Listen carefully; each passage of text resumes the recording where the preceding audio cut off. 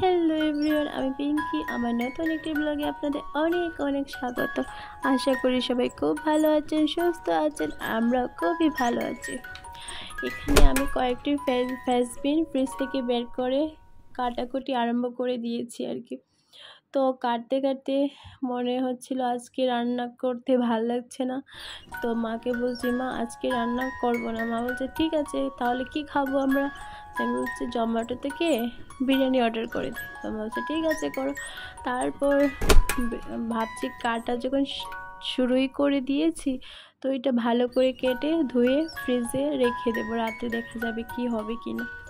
এইসব বলতে বলতে 10-11 মিনিট পর আমাদের বিরিয়ানি চলে আসলো।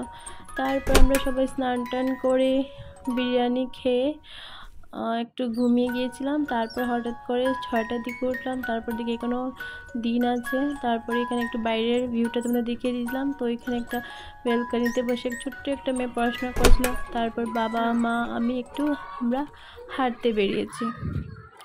তো এখানে প্রচুর বাচ্চারা খেলাধুলা করছিল হাঁটতে হাঁটতে। তারপর সন্ধ্যা হয়ে গেছিলো, আমরা বাজার করে ঘরে চলে এসেছি।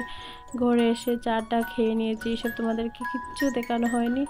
তো ডাইরেক্ট রাতের খাবার বানানোর টাইমে তো রাতে কিচ্ছু করিনি, শুধু ফ্রেঞ্চবিনটা ফ্রাই করেছি আর আলু সিদ্ধ দিয়েছি। আর তারপর টিফিন দিয়েছিলাম আজকে। তো টিফিনে কয়েকটা লুচি বাকি ছিল, ওই সব দিয়ে রাতের ডিনার হয়ে যাবে। তো এসব করার পর আমি 2টা লুচিও খেয়ে নিয়েছিলাম। যারা আমার ভিডিও দেখতে চেয়ে যেখান থেকে প্লিজ একটা সাবস্ক্রাইব করে দেবেন দয়া করে। Thank you.